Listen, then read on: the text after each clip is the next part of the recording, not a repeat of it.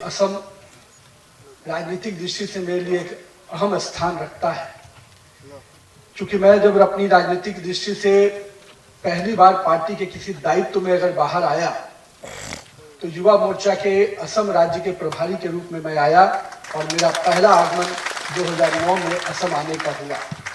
और उसके बाद से लगातार पार्टी के विभिन्न कामों के दृष्टि से, कार्यक्रमों के दृष्टि से विभिन्न दायित्वों में असम प्रदेश आने का मौका मिलता रहा। और एक और सौभाग्य है कि उस समय भी युवा मोर्चा के अध्यक्ष दिलीप सैकिया जी थे, और आज मैं जब आ रहा हूं तो आज भी पार्टी के प्रदेश अध्यक्ष दिलीप सैकिया जी हैं। असम मां आदिशक्ति कामाख्या की नगरी है, जिनका आशीर्वाद समस्त असम वासियों को ही नहीं पूरे सनातन के लोगों को मिलता रहा है। मैं सर्वप्रथम उनके सामने अपना शीश झुकाकर उनको प्रणाम करता हूं, इस भूमि को नमन करता हूं। भारत रत्न असम के प्रथम मुख्यमंत्री श्रद्धेय गोपीनाथ बारदलोई जी को भी मैं आज के दिन स्मरण करता हूं, क्योंकि उन्होंने इस इस राज्य के नींव को राष्ट्र की भक्ति के साथ लगातार जोड़े रखा। और हम कह सकते हैं कि श्रद्धेय अटल बिहारी वाजपेयी जी ने जब उनको भारत रत्न दिया तो समस्त असम वासियों के लिए गर्वान्वित पल था वो।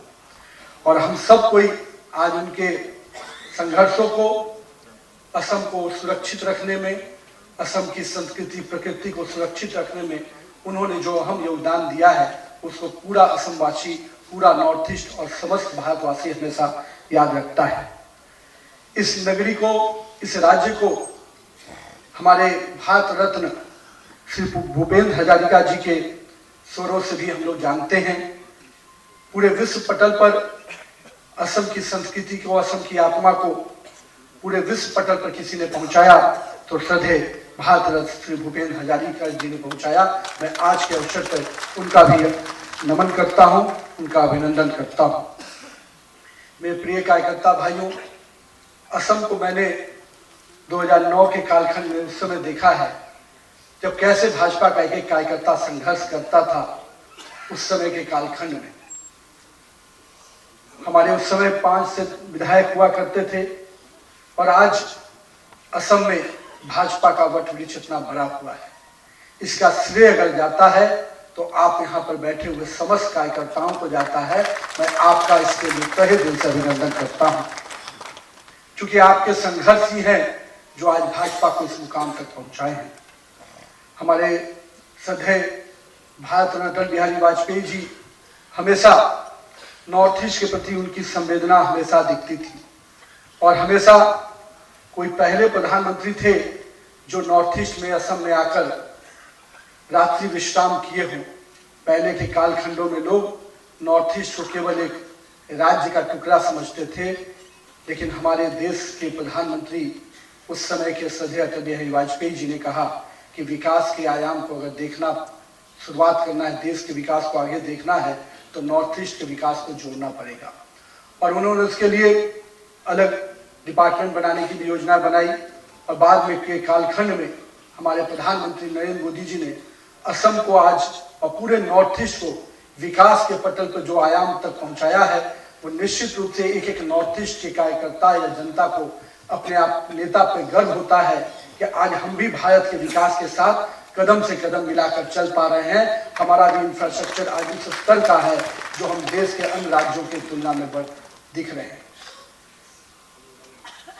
मुझे कई राज्यों में जाने का मौका मिला था, क्योंकि राष्ट्रीय महामंत्री होने के नाते नॉर्थ ईस्ट के कई राज्यों में जाने का मौका मिला।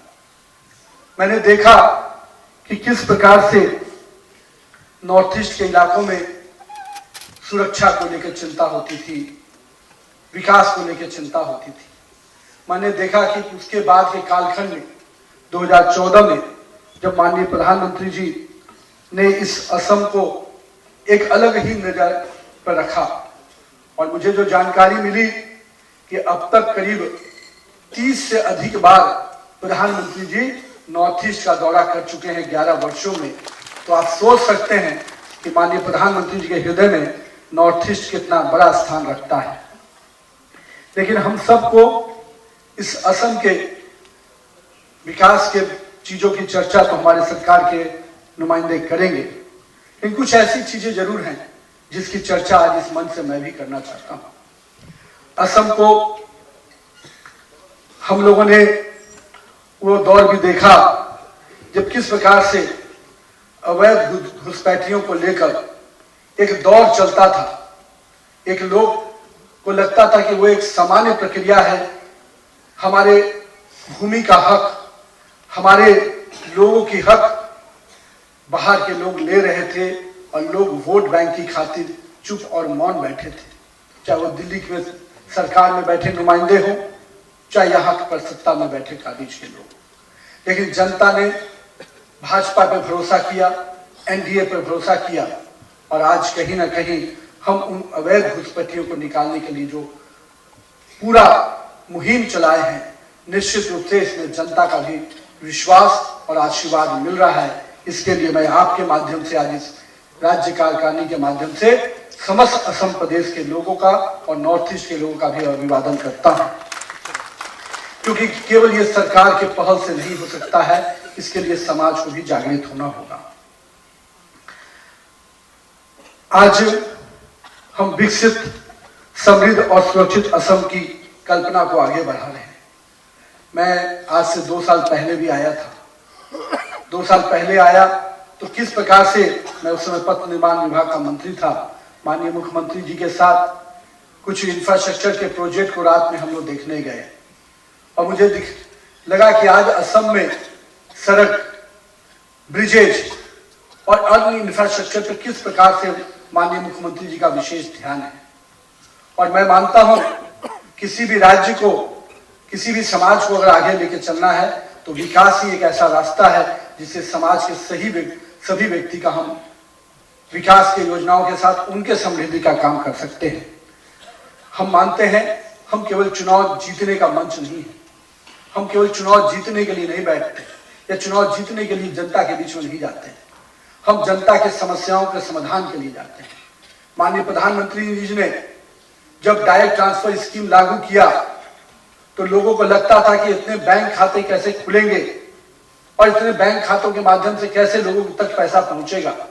पर वो दिन भी हमें याद है कि देश के प्रधानमंत्री उस समय के तथाकथित कहते थे कि अगर 1 रुपया चलता है तो 15 पैसा पहुंचता है, और नॉर्थ ईस्ट में तो उसकी स्थिति और भयावह थी, क्योंकि हम जानते थे कि लोग पैसा दिल्ली से जरूर लाते थे, पर दिल्ली से पैसा आने के बाद नॉर्थ ईस्ट की जनता या असम की जनता पास नहीं पहुंचता था। उस समय के राजनेताओं के खाते में वो पैसा रह जाता था। पर माननीय प्रधानमंत्री जी ने जो योजनाओं की प्रक्रिया बनाई, उसका फल ये मिला कि आज हर गरीब के खाते में सीधे 1 रुपया अगर दिल्ली से चलता है तो 1 का 1 रुपया गरीब के खाते में पहुंच जाता है, नॉर्थ ईस्ट और असम के एक व्यक्ति को। क्या माहौल था उस समय का। लोग कहते थे कि भाई दिल्ली से पैसा लाएंगे लेकिन सड़क और रोड और बिजली में बनने नहीं देंगे। क्योंकि मैं कई समय उस समय दौरा में रहता था, लेकिन आज वो स्थिति नहीं है। चाहे हमारे हेमंत विश्व शर्मा हो जी, मुख्यमंत्री जी हो, सर्बानंद सोनोवाल जी हो, या हमारे मंत्री बैठे हैं, ये पूरे दिल्ली से जाकर असम के लोगों का, नॉर्थ ईस्ट के लोगों का पूरा हक लाते हैं। और देने वाला व्यक्ति भी नरेंद्र मोदी जैसा व्यक्ति तो बैठा है जो नॉर्थ ईस्ट के लिए दिल खोल कर काम करते हैं।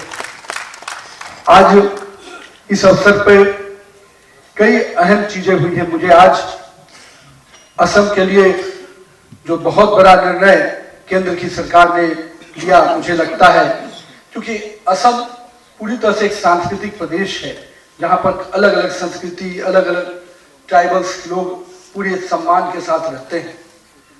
हम चाय बागान के उन लोगों को भी देखते हैं जो हमेशा यहाँ के हरियाली के लिए काम करते हैं।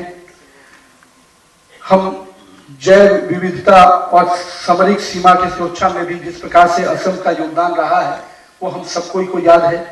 लेकिन आज मेरे स्वागत की कड़ी में जिस प्रकार से अलग अलग समूहों के लोगों ने मुझे सम्मान दिया, कार्यकर्ताओं ने जिस प्रकार से सम्मान दिया, मैं आज उन कार्यकर्ताओं का भी बहुत बहुत अभिनंदन करता हूं। चाहे वो बिहू समाज डांस के दृष्टि से हो, बोडो के हो, मिसिंग हो, राधा झुमीर हो, तिवा हो, सानिया कचरी हो, गोरखा हो, ऐसे अन्य अन्य जो समूह थे, जिस प्रकार से आज गुवाहाटी के अंदर हमको देखने को मिला, मैं उन सभी समूहों का भी सम्मान करता हूं, अभिनंदन करता हूं। और यही भारतीय संस्कृति की विविधता है, जो समाज के हर वर्ग, समाज के हर समूह को सम्मान भी देती है और उनके कलाओं को, उनके संगीत को, उनके संस्कृति को हमेशा बढ़ाने में लगती है। और इस दिशा में असम की सरकार ने हमेशा असम की संस्कृति को प्राथमिकता देते हुए असम के विकास में असम की संस्कृति, असम की प्रकृति कभी बाधा ना आए, उसको संस्कृति और प्रकृति को बचाते हुए असम का विकास को इस दिशा में लगातार आपने काम किया। इसके लिए मैं असम सरकार को बहुत बहुत अभिनंदन करता हूं। क्योंकि भारतीय जनता पार्टी हमेशा ये मानती है कि हम विकास को हमेशा प्राथमिकता देते हैं, पर अपने सांस्कृतिक विरासत को भी उसी प्रकार से बचाकर आगे बढ़ना चाहते हैं। क्योंकि सांस्कृतिक विरासत बची रहेगी तभी विकास के नए पैमाने हम गढ़ पाएंगे और विकास के नए आयाम बना पाएंगे। आज मुझे अहोम राजवंश के उस चराइदेव मुइदम को यूनेस्को के विश्व धरोहर की सूची में शामिल करने का जो केंद्र का पहल हुआ और 43वां पूर्वोत्तर का पहला सांस्कृतिक स्थल घोषित हुआ, जिसको वैश्विक पटल पर सम्मान मिला, इसके लिए भी मैं माननीय प्रधानमंत्री जी को बहुत बहुत बधाई देता हूं कि उन्होंने अहोम राजवंश की इस गौरवशाली इतिहास को और सम्मान दिलाने में अपनी अहम भूमिका निभाई। असम सरकार के लगातार प्रयासों से 16वीं शताब्दी का वृंदावन वस्त्र भी असम के प्रदर्शनी से लंदन तक वापस लाने का जो समझौता किया गया, ये भी एक सराहनीय कदम है और इससे भी असम के सम्मान को और आगे बढ़ाने का मौका आपने दिया है। आज हम लोग यहाँ पर इस प्रदेश के कार्य समिति में इकट्ठा हुए हैं और मैं अपने कार्यकर्ता भाइयों से, यहाँ पर उपस्थित सभी वरिष्ठ नेताओं से आज इस बात का आग्रह करने आया हूं कि हम आज चुनाव के उस 2 से 3 महीने के अंदर हमारा चुनाव की प्रक्रिया शुरू होने वाली है और हम वो लोग हैं जो अपने जनता के बीच में 24 घंटे काम करते हैं। हम वो लोग नहीं हैं, भाजपा कार्यकर्ताओं के बारे में कहा जाता है कि हम 24/7 काम करते हैं। हमारे लिए चुनाव एक महापर्व होता है और उस महापर्व में हम हर दिन तैयार रहते हैं। कुछ लोग हैं ऐसे जो राजनीति को पार्ट टाइम समझते हैं, पर हम भाजपा के कार्यकर्ता राजनीति में फुल टाइम काम करते हैं, पूरे डेडिकेशन के साथ काम करते हैं। हम केवल चुनाव जीतने के लिए नहीं, अपने विचारों को नीचे तक पहुंचाने के लिए काम करते हैं। हम देश को एक मिट्टी का टुकड़ा नहीं, देश को एक पूरे संस्कृति समझते हैं और पूरे तरह से देश के हर भाग को सम्मान करते हैं। और यही कारण है कि नॉर्थ ईस्ट के राज्यों में जिस प्रकार से माननीय प्रधानमंत्री जी ने विकास की योजनाएं पहुंचाई, उसी प्रकार से संगठन को भी विस्तार का मौका मिला, जनता का विश्वास बढ़ा, तो जनता संगठन का भी विस्तार उस प्रकार से होता गया। लेकिन अब चुनाव एक प्रकार का मोहर होता है जनता का हमारे कामों पर। मुझे मालूम है आज यहाँ पर चुनाव में एनडीए को, भाजपा को कोई दूसरी शक्ति ताकत चुनौती नहीं दे सकती। हमें कोई चुनौती बाहर से नहीं है, न हमारे कोई अवसर उनको हम देने जा रहे हैं। लेकिन हम सबको इस चुनाव को गंभीरता से लेना है। हम लोग सब लोग जिस मेहनत से, परिश्रम से पूरे 5 साल काम किए हैं, इस 3 महीने की अवधि में भी चुनाव को पूरे शिद्दत से और संकल्प के साथ लड़ना है। हम बेहतर तालमेल से चुनाव लड़ेंगे। हम एनडीए के सभी सीटों पर कैसे भाजपा की जीत हो, एनडीए की जीत हो, इसको हम सुनिश्चित करेंगे।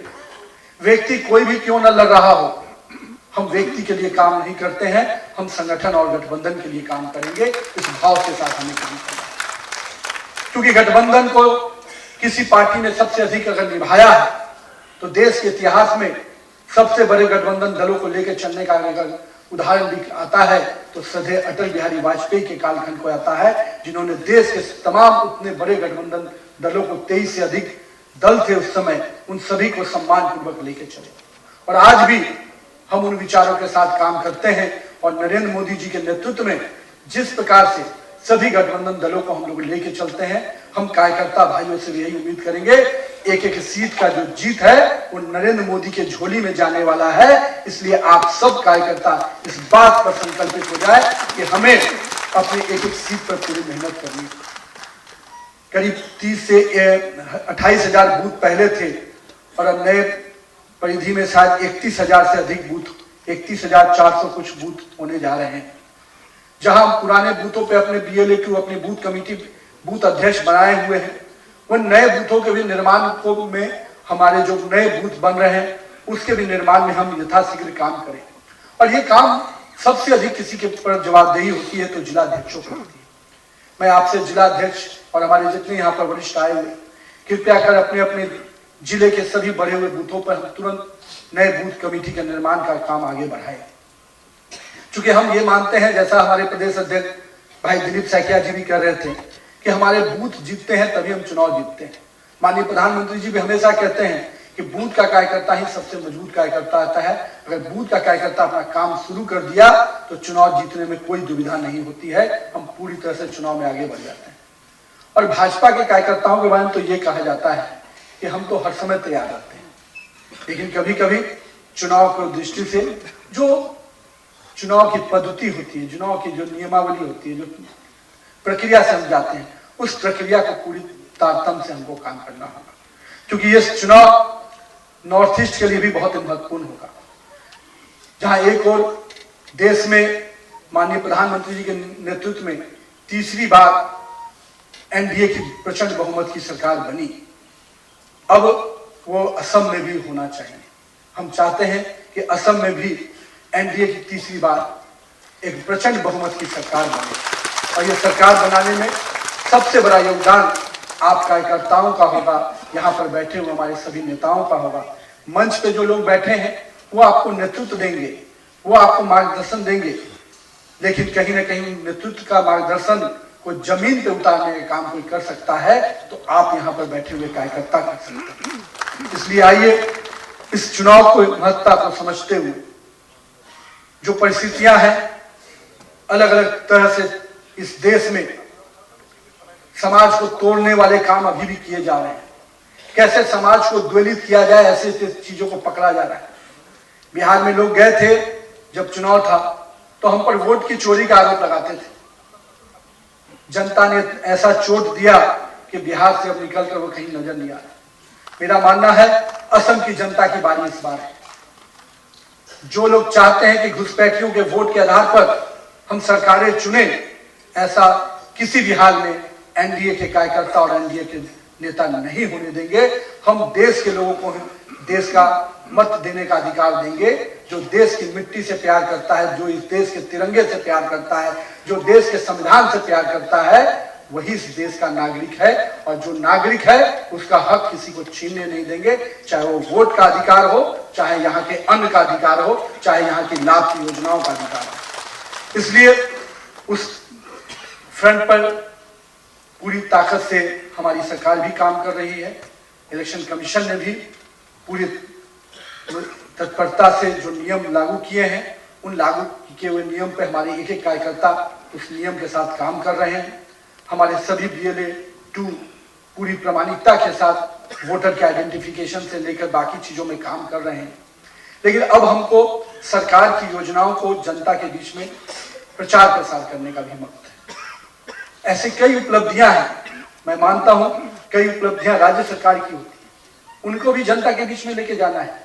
पर कुछ स्थानीय उपलब्धियां होती हैं जो हमारे विधानसभा के अंदर की होती है, जिलों के अंदर की होती है, उनकी भी चर्चा उतनी ही प्रामाणिकता से करनी है। क्योंकि जनता को दोनों ही चीजों पर भरोसा होता है। एक स्थानीय जनप्रतिनिधि स्थानीय स्तर पर जो उनकी समस्याएं हैं उसमें सरकार ने क्या समाधान किया, और राज्य स्तर पर केंद्र स्तर पर जो काम हो रहे हैं उसकी भी चर्चा करनी।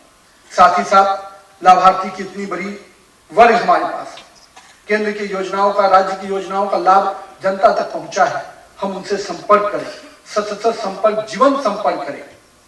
और मेरा यह मानना है लोगों के पास अगर आप जाएंगे तो कोई ऐसा व्यक्ति नहीं बचेगा असम में जिन्होंने केंद्र और राज्य की योजनाओं का लाभ नहीं लिया हो। हमने जब सड़कें बनाई तो हमने ये नहीं देखा कि किस क्षेत्र के लोग हैं, किस समाज के लोग हैं। हमने अगर हॉस्पिटल्स खोला तो हमने ये नहीं देखा कि उसमें लाभ लेने वाला व्यक्ति कौन होगा। आज आयुष्मान भारत के माध्यम से देश भर में जो गरीब परिवार को इलाज के लिए अपनी जमीन बेचने पड़ते थे, आज आयुष्मान भारत के रूप में एक ऐसा हमारे पास रक्षक महसूस खड़ा है जिससे हम अपने परिवार को बेहतर इलाज दिला पाते हैं। प्रधानमंत्री अन्न योजना हो, ऐसे कई अनगिनत योजनाएं हैं जो समाज के हर वर्ग को कहीं ना कहीं लाभ पहुंचाने का काम किया है। इसलिए अब ये मौका है अपने उन मेहनत, अपने पुरुषार्थ को जो हम लोगों ने 5 वर्षों में काम किया है उसको जनता के बीच में ले जाकर पूरी चर्चा के साथ जनता का आशीर्वाद प्राप्त करने का। और मुझे मानना है कि जिस प्रकार से माननीय मुख्यमंत्री हेमंत बिश्व शर्मा जी ने इस राज्य के विकास में, हमारे केंद्रीय मंत्रीगण इस राज्य के विकास में, और खास तौर पर माननीय प्रधानमंत्री जी ने इस राज्य को जिस प्रकार से अपने दिल में जगह दी है, इस राज्य के एक एक कार्यकर्ता का दायित्व है कि अपने नेता नरेंद्र मोदी के लिए हर सीट पर एनडीए भाजपा की जीत को सुनिश्चित करना, यही हमारा संकल्प होना चाहिए। जो सपना अटल बिहारी वाजपेयी जी ने इस राज्य के लिए देखा, उस सपने को अगर साकार करने में किसी ने काम किया तो हमारे नेता नरेंद्र मोदी जी ने किया है। और नॉर्थ ईस्ट के एक एक लोग के लिए आज सम्मान का बात है। देश के किसी भी कोने में नॉर्थ ईस्ट के लोग अब जाते होंगे, मैं दिल्ली में भी देखता हूँ कई नॉर्थ ईस्ट के लोगों के साथ हम लोग का भी मिलना जुलना रहा जब हम स्कूल कॉलेज के दिनों में थे। मुझे लगता था कि स्कूल कॉलेज में जब नॉर्थ ईस्ट के लोग आते थे तो कहते थे मुझे दिल्ली जाना है, मैं अपने राज्य अपने देश से निकल कर दिल्ली जा रहा हूँ। पर आज जब मुझे उनसे बातचीत होती है तो मुझे गर्व होता है। वो बोलते हैं मुझे अपने देश में आया हूँ, मेरा अपना देश है, मेरा राज्य अलग नहीं, मेरा देश अलग नहीं। इस भाषा को परिभाषित सही ढंग से किसी ने किया तो नरेंद्र मोदी के नेतृत्व ने परिभाषित किया है। इसलिए मैं आप सबसे यही आग्रह करूंगा कि आइए नॉर्थ ईस्ट के विकास को और नए आयाम तक पहुंचाने के लिए फिर से एनडीए भाजपा की एक अपनी सरकार बनाए, जिसमें विकास में जनता की भी भागीदारी होगी, हमारे कार्यकर्ताओं की भी भागीदारी होगी। कार्यकर्ता के माध्यम से जनता का विकास होगा और हम कार्यकर्ताओं को भी सही सम्मान देने का काम करेंगे। कार्यकर्ताओं के सम्मान में भारतीय जनता पार्टी ने कभी कोई कमी नहीं की। यही तो इस सौभाग्य है कि पार्टी का वॉच टावर बहुत मजबूत है। पार्टी अपने नेताओं के वर्कर, हमारे नेतागण अपने कार्यकर्ताओं के काम को बखूबी देखते रहते हैं और जो भी कार्यकर्ता जहां पर भी बेहतर काम करते रहता है वो निश्चित रूप से पार्टी उसको अगले पायदान पर ले आती है। और मैं हमेशा कहता हूं कि राजनीति 100 मीटर रेस नहीं है जिसमें स्पीड की टेस्ट हो। राजनीति लॉन्ग रन है और लॉन्ग रन में पेशेंस, स्टेमिना की टेस्ट होती है। इसलिए पूरे स्टेमिना के साथ काम कीजिए, पूरे धैर्य पूर्वक काम कीजिए। एक दिन आएगा जो भाजपा आपको भी एक सही मुकाम पर पहुंचाएगी। आप सबका संघर्ष, आपकी मेहनत कभी बेकार नहीं जाएगा। और हम तो वो पार्टी के लोग हैं जो नेशन फर्स्ट, पार्टी नेक्स्ट और सेल्फ लास्ट की धारणा से काम करते हैं। तो आइए इसी धारणा को आगे बढ़ाते हुए राष्ट्र सर्वोपरि के नारे से आगे बढ़ेंगे, पार्टी को एनडीए की जीत सुनिश्चित करेंगे। और निश्चित रूप से जब भाजपा की जीत होगी तो एक एक कार्यकर्ता की भी जीत होगी, उनका सम्मान भी बढ़ेगा और पार्टी का विस्तार भी बढ़ेगा। बहुत बहुत धन्यवाद। जय असम, जय भारत।